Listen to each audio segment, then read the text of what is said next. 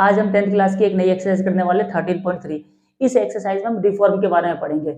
Reform का मतलब क्या होता है, रिफॉर्म कहते किसे, तो रिफॉर्म का मतलब होता है एक चीज को दूसरी चीज में बदलना। फॉर एग्जाम्पल, ये मेरे सामने एक पेपर है, ये मैंने इसको मोड़ के कुछ सिलेंडर टाइप का बना लिया। अगर मैं इसको सिलेंडर टाइप का बनाता हूँ तो ये जो शेप नजर आ रही है ये कौन सी है, सिलेंडर है ये वाली। ठीक है, तो जो ये सिलेंडर है अगर मैं इसको मोड़ के एक स्फीयर बना दूं तो जो पहले सिलेंडर था वही स्फीयर बन चुका है। अब तो वॉल्यूम ऑफ सिलेंडर किसके बराबर हो गया, वॉल्यूम ऑफ स्फीयर के। दोनों में मटेरियल तो सेम ही लगा होगा, जो मटेरियल मेरा सिलेंडर में लगा था वही मटेरियल मेरा स्फीयर में लगा है, तो दोनों तरफ वॉल्यूम जो है वो इक्वल होगा। इसी को रिफॉर्म कहते हैं। अब क्वेश्चन कैसे आ सकते हैं, क्वेश्चन इस टाइप के आ सकते हैं, रिफॉर्म हमें दिया होगा कौन किस में चेंज है। इसके अलावा हो सकता है या तो सिलेंडर की हाइट मिसिंग दे दे या इसकी रेडियस निकालने को दे दे, तो कुछ एक वैल्यू मिसिंग दे रखी होगी और दोनों वैल्यू को हम इक्वल रख के कैलकुलेशन करके मिसिंग वैल्यू को निकाल सकते हैं। अब इसके क्वेश्चन स्टार्ट करके देखते हैं कि कौन कौन से क्वेश्चन दिए होंगे। तो इसका फर्स्ट क्वेश्चन स्टार्ट करते हैं। तो इसके फर्स्ट क्वेश्चन में दिया हुआ है, पढ़ते हैं क्वेश्चन। क्वेश्चन में बोला है a metallic sphere of radius 4.2 centimetre is metal are the recast into the shape of cylinder which radius 6 centimetre.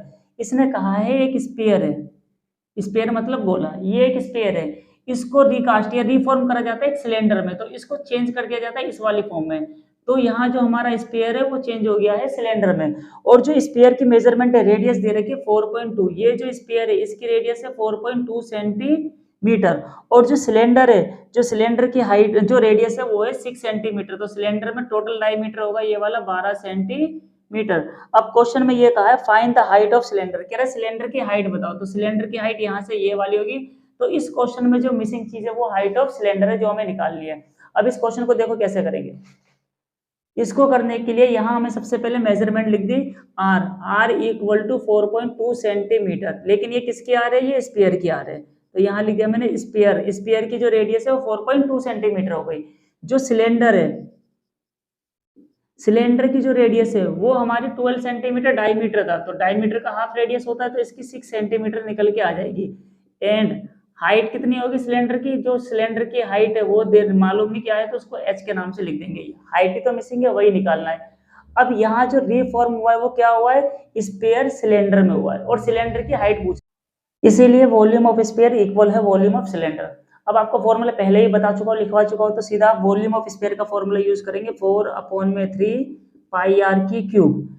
जबकि वॉल्यूम ऑफ सिलेंडर का जो फॉर्मूला होता है वो होता है पाई आर स्क्वायर एच। ठीक है, पाई आर की क्यूब और यहाँ लिख दिया पाई आर स्क्वायर एच। अब जब इक्वल होता है तो सेम से सेम वैल्यू कट जाती है। हमें मालूम है पाई की वैल्यू 22/7 यहाँ भी है, यहाँ भी पाई की वैल्यू तो सेम है, तो पाई से पाई काट दिया हमने।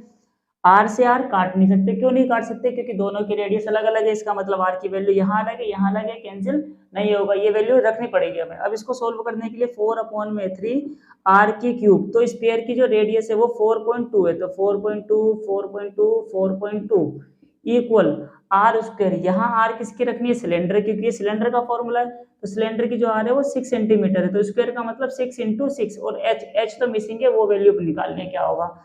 अब इसके बाद हम 3 से इसको कैंसिल कर सकते हैं, 3 1 जा 3 और 3 ये आ जाएगा 4 बारी में, तो 4 × 1.4 × 4.2 × 4.2 इक्वल टू 6 × 6 × h। ठीक है, अब इसके बाद हम क्या कर सकते हैं, जब इक्वल का साइन होता है तो ये आपस में काटे जा सकते हैं। अगर मैं इसको 6 के टेबल से काटूं, 6 एकम 6 6 7 42, तो 0.7 आ गया, 6 एकम 6 और 6 7 42, तो ये भी 0.7 आ गया। हमारे पास जो वैल्यू बची है वो क्या बची है, 4 × 1.4 × 0.7 × 0.7 इक्वल टू h। ये जो हाइट है किसके इक्वल है, हाइट इस पूरे के इक्वल है, तो इन सबकी अगर मल्टीप्लाई कर दी जाए तो आंसर आ जाएगा। मल्टीप्लाई कैसे करेंगे, 7 की 7 से कर लेते, 7 7 जा 49, तो इन दोनों की मल्टीप्लाई 0.7 की इंटू 0.7 से करूंगा तो कितना आएगा 49, तो यहाँ मैंने चलो 0.49 लिख लिया। अब इसके मल्टीप्लाई 4 से कर लेते, अगर 4 से करता हूँ तो 4 दिन 36 का 6 हासिल के 3, 4 चौक 16 17 18 19 का 9 हासिल के 1 और 1 का 1, पॉइंट 2 के बाद है तो 2 के बाद लगा देंगे। नेक्स्ट अब किससे मल्टीप्लाई रह गए, 1.4 से रह गए, तो 1.4 से मल्टीप्लाई करेंगे, 6 चौक 24 का 4 हासिल कितना जाएगा 2, 9 चौक 36 37 38 38 का 8 हासिल 3, 4 एकम 4 4 3 7, 1 से मल्टीप्लाई करने का मतलब है 6 9 1, वापस आ गया 4 का 4 8 और 6 14 का 4 हासिल 1, 9 और 1 10 7 17 का 7 हासिल 1 1 और 1 2, तो पॉइंट कितने के बाद है, देखो पॉइंट 2 के बाद और 1 के बाद, 2 और 1 3, 1 2 3, तो यहाँ जो निकल के आ गया 2.744, सेंटीमीटर। तो जो हाइट है वो किसके बराबर आ गई 2.744। क्वेश्चन नंबर 2 में क्या दिया है पढ़ते जरा। कह रहा metallic sphere of radius 6 centimetre 8 centimetre and 10 centimetre. हमें एक स्फीयर दे रखे और एक नहीं 3 स्फीयर है और तीनों की रेडियस अलग अलग है, एक की 6 एक की 8 और एक की 10। तो मैं 3 स्फीयर बना देता हूँ, एक ये पहला स्फीयर, ये दूसरा स्फीयर और ये तीसरा स्फीयर। जो पहले की रेडियस है वो है 6 सेंटीमीटर, दूसरे की है 8 सेंटीमीटर और तीसरे की है 10 सेंटीमीटर। क्लियर। आगे कह रहा are metal to form a single solid sphere. इन तीनों को मिला के एक सिंगल स्फीयर बना दिया, इन तीनों को जोड़ दिया और जोड़ने पे एक नया स्फीयर बना लिया बड़ा सा। इन तीनों को जोड़ के ये आ गया हमारे पास।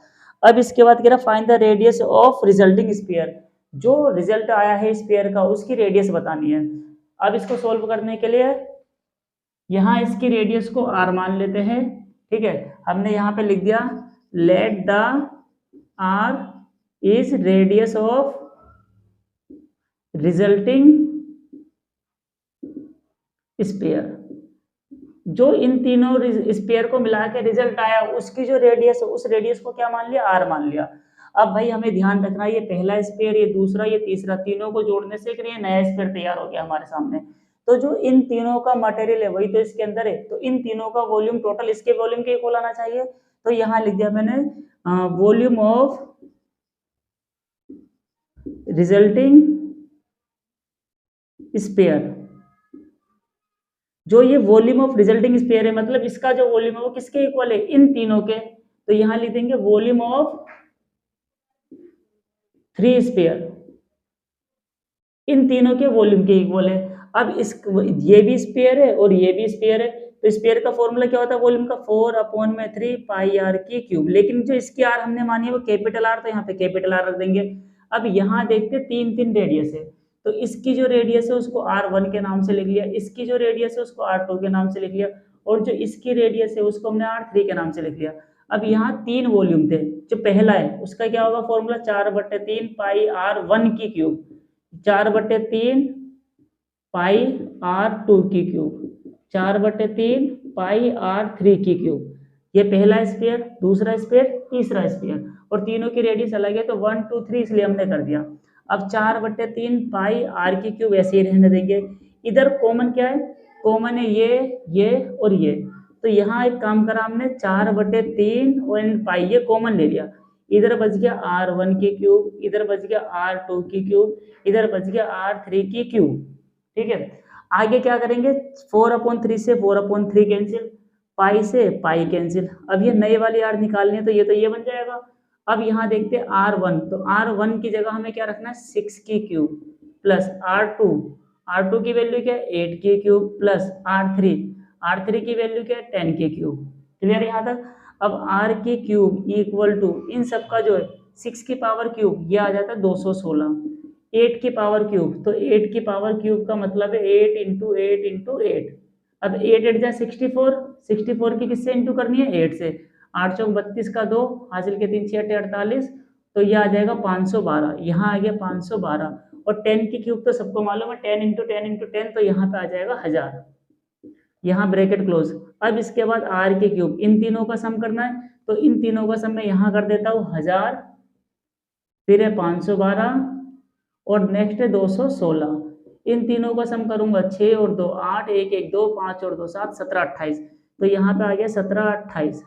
ठीक है, अब 17 28 की वैल्यू निकालनी है या क्यूब रूट में इसको बना देना, लेकिन उससे एक इजी तरीका है। जो ये 17 28 है ये इक्वल होता है 12 इंटू 12 इंटू 12, मतलब 12 को 3 बार इंटू करेंगे 17 28 आएगा, तो इसको मैं डायरेक्ट लिख दूंगा 12 की पावर क्यूब। अब क्यूब से क्यूब कट गया ये वाला, तो जो आर है वो कितने सेंटीमीटर निकल के आ गई 12 सेंटीमीटर।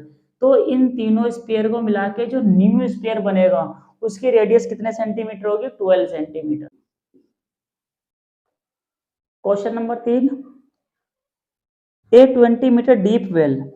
वेल मतलब कुआं, एक कुआं है, चलो कुएं की शेप में यहाँ बना दो और कुएं की जो शेप होती है वो सिलेंडर टाइप होती है, तो मान लो ये कुआं है। ठीक है, सिलेंडर टाइप में मैंने बना दिया और इसकी जो डीप है वो 20 मीटर है, तो डीप का मतलब यहाँ से यहाँ तक जो इसकी हाइट है वो हो गई 20 metre. Well a 20 metre deep well with distance diameter 7 metre. इसका जो डायमीटर दे रखा है वो दे रखा है 7 मीटर। आगे बढ़ते हैं। And the earth of the digging the evenly separate out the from the platform 20/14। इससे जो मिट्टी निकली है उससे एक प्लेटफॉर्म बना दिया। प्लेटफॉर्म की शेप कुछ इस टाइप की होती है, क्यूबॉइड। ठीक है, ये मान लो ये एक प्लेटफॉर्म सा बना दिया है। अब ये जो प्लेटफॉर्म है इसकी मेजरमेंट दे रखी है 22x12। 12 नहीं है 14 है। तो ये एल होता है, ये बी होता है, ये एच होता है। एच तो दे नहीं रहा है, एच मिसिंग है। तो ये 22 हो गया, ये 14 हो गया, और जो एच है वो मिसिंग है, एच की जगह एच रहने दिया मैंने। आगे हमसे कह रहा है find the height of platform. कह रहा है इस प्लेटफॉर्म की हाइट बताओ, ये वाली वैल्यू बताओ क्या होगी। अब इस क्वेश्चन में ध्यान देते हैं कि ये जो सिलेंडर था या ये कुआं था, इस कुएं की मिट्टी को रिफॉर्म कर दिया हमने क्यूबॉइड में, प्लेटफॉर्म में। तो दोनों की तरफ जो मिट्टी थी वो तो इक्वल हुई ना, तो जो दोनों तरफ वॉल्यूम है वो इक्वल है। तो यहाँ लिख दिया मैंने वॉल्यूम ऑफ क्यूबॉइड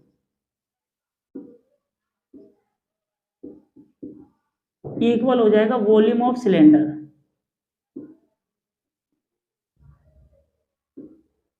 अब वॉल्यूम ऑफ क्यूबॉइड का जो फॉर्मूला होता है वो होता है L into B into H. Volume of cylinder का फॉर्मूला अभी पिछले क्वेश्चन में यूज करा, pi R square H. L और बी हमें 22 × 14 दे रखा है, तो यहाँ 22/14 लिख दिया हमने, इंटू एच की जगह एच, पाई की जगह 22/7। आर, ये जो फॉर्मूला सिलेंडर का है, तो सिलेंडर की जो आर है देखो डायमीटर 7 है, रेडियस इसकी हाफ होती है, तो 7 का हाफ 7/2 हो गया। तो पॉइंट में नहीं रख रहा मैं, 7/2 रख दिया आर की जगह, क्यों, इसलिए ताकि 7 से 7 कट जाए। फिर से आर की स्क्वायर थी तो 7/2 को 2 बार लिख दिया। हाइट सिलेंडर की कितनी है 20। यहाँ तक क्लियर हो गया। अब इसके बाद देखो सोल्व करते हैं। 22 से 22 कैंसिल हो गया, इक्वल में ऊपर से ऊपर काट दो।